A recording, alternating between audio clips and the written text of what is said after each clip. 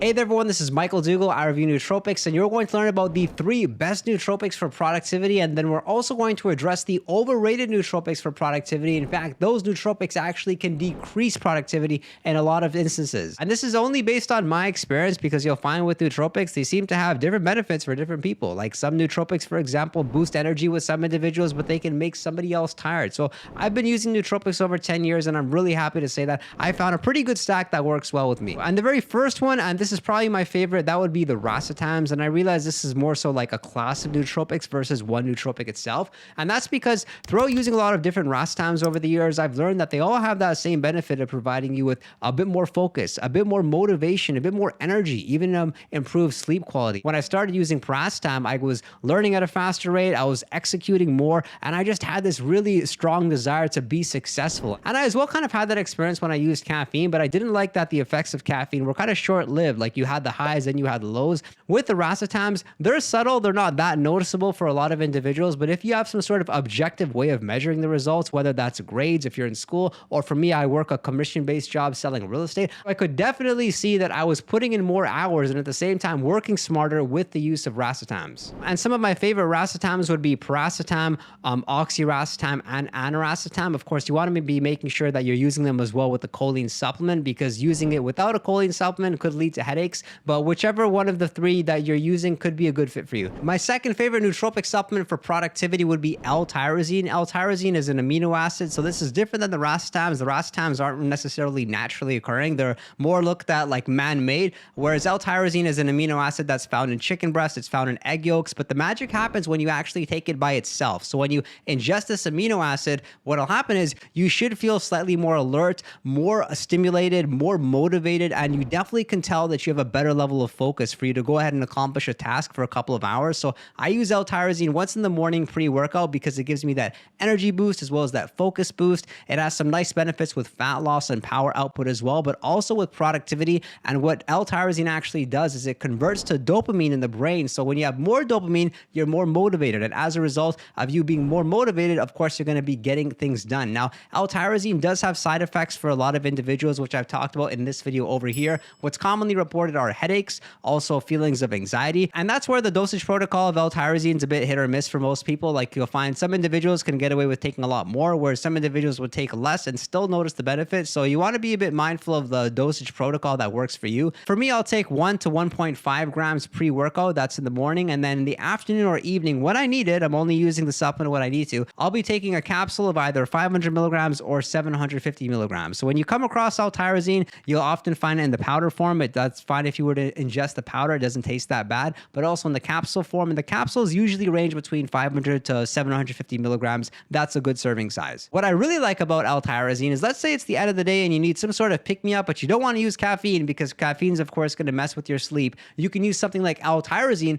and you'll find that it gives you that extra 1 or 2 hours for you to grind through with your work and be productive. And it's been my experience, like the more stressed I am at the end of the day, the more l-tyrosine seems to be working. And one way you can especially ensure that your l-tyrosine is working is by taking it in a fasted state. So if you take it first thing in the morning, or if you were to take it like 2+ hours following your last meal, then you most likely should notice it working. Some users of l-tyrosine notice that they build somewhat of a tolerance when they're using it. So as they use it more and more and day by day, they notice that they're not getting the same benefit that they did from day one. However, I may be one of the lucky individuals. I use l-tyrosine every single day of the year. That's right. I don't really skip any days or intentionally take any days off because I exercise every day. And I'm happy to say that I really haven't built much of a tolerance to it. In fact, it feels the same every single day for me. And I can even get away with taking like a smaller dosage, like 500 milligrams, and I can still notice it working. But of course, you may not be as sensitive to nootropics as I am. And the third nootropic to boost productivity levels, or from my experience, has been alpha GPC. Alpha GPC is a source of choline. Choline is a very important nutrient for the brain to help with energy, to help with memory, to help with learning,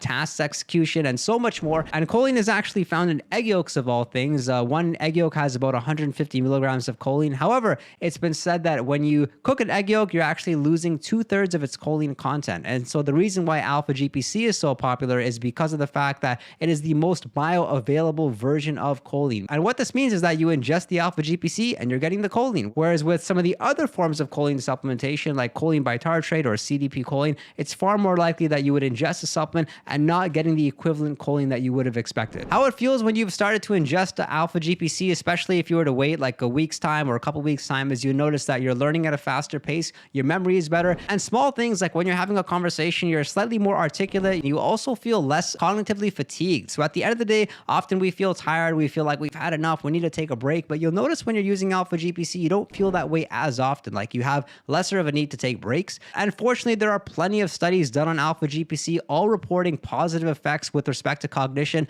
not only done on elder subjects, but also younger individuals like myself to help with memory, with helping with learning and thinking. And it gets even better because Alpha GPC has a lot of great benefits with respect to body composition, your physique, and working out. There's research suggesting that it can help with your growth hormone levels, and also research showing that it can actually help you with power output, so you can lift more weight in the gym. I must warn you that Alpha GPC as well has side effects for some individuals. I'm somebody like I don't feel any side effects whatsoever, but the most common side effects reported with Alpha GPC are headaches as well as a worsening mood. So individuals then would use something like CDP choline, which is also a form of choline, but maybe not as effective. And I've talked more about the Alpha GPC side effects in this video over here, and I pointed out a very interesting study done showing that Alpha GPC could be linked to having a stroke, which I've talked more about in that video if you want to learn about it. And some of the other nootropics that may as well help you with productivity would be acetyl L-carnitine. I also like rhodiola rosea. I enjoy Noopept, and of course I really enjoy using caffeine. But I also want to shed light on a few nootropics which are great nootropics. I still use them most days,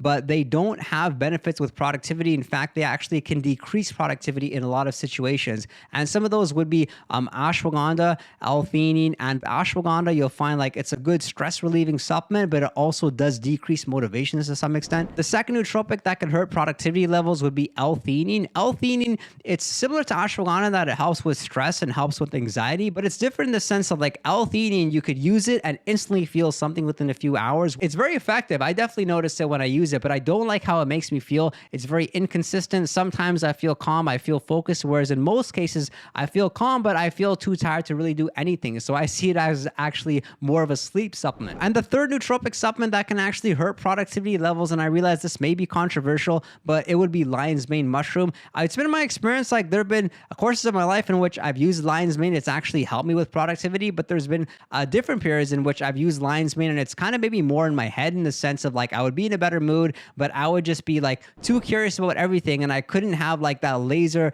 focus needed for me to go ahead and accomplish my task. And that's because when you're using lion's mane, it's like, yes, you can go ahead and accomplish a task, but like a lot of other tasks excite you at the same time. You just like, you're so excited and curious about life in general. So I found that with lion's mane, it's really hit or miss, but I definitely still like it as a nootropic supplement and I still use it every single day. What other nootropic would you add to this list? The list of nootropics that can help your productivity or hurt your productivity? I would love to see it in the comments section below. Do subscribe, drop a like if you enjoyed the video and if you want to support this channel. And if you want to chat with me one-on-one, you can consider messaging me on Patreon